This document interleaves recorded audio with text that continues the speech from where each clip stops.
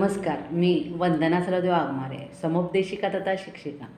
शुभम भवतु, सुप्रभात. आजचा सुविचार आहे, मेरी ही जिंदगी में ऐसा क्यों होता है, माझ्यासोबतच असे का घडते, असं आपल्याला काही वेळेस वाटत असतं. किंवा मी यशस्वी का होत नाही, असाही प्रश्न आपल्या मनाला सतावत असतो. आपण काही ध्येय ठरवलेले असतात, आपल्याला काही कामं करायची असतात, पण ते यशस्वी होत नाहीत. ह्यासाठी एक छोटंसं उदाहरण, पण अतिशय मोठी प्रेरणा देणारं हे उदाहरण आहे. आपल्याला माहीत आहे, जगप्रसिद्ध कोलंबस हा संशोधक, शास्त्रज्ञ आपण म्हणू शकतो. तर हा जगाच्या शोधामध्ये निघाला होता आणि तो एका नावेमधून समुद्रात प्रवास करत होता आणि त्याच्याकडे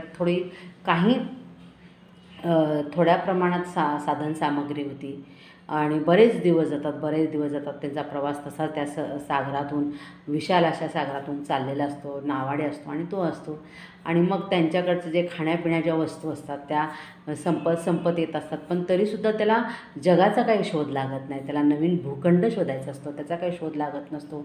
मग असं करत बरेचसे महिने जातात आणि त्याच्याकडचं जे साधनसामग्री असते, जगण्याच्या गरजा पूर्ण करण्याच्या ज्या वस्तू असतात त्या सगळ्या संपतात आणि एक वेळ अशी येते की त्याला खायलाही काही नसतं आणि त्याला म्हणजे आता असं वाटतं की आता आपण जगू शकतो किंवा नाही, आपल्याला जे ध्येय आपण गाठू शकतो का नाही, असा विचार मनातून येत असतानाच पुन्हा तो पॉझिटिव्ह विचार करतो आणि नाविकाला सांगतो की तू नाव वलवत राहा, बघू येईल, भूखंड येईल, आपल्याला नवीन भूखंडाचा शोध लागेल, असा तो म्हणत असतो. आणि मग एक दिवस असंच पुढं नाव जात असताना त्याच्या गलबत्त्यावर एक पक्षी येऊन बसतं आणि पक्षी येऊन बसल्यानंतर तो पटकन नाविकाला म्हणतो की इथूनच जवळ कुठंतरी भूखंड आहे आणि आपण लगेच त्या भूखंडाच्या दिशेने पोचतच आहोत, याचा त्याला आनंद होतो. नाविकालाही आनंद होतो आणि काही वेळानंतर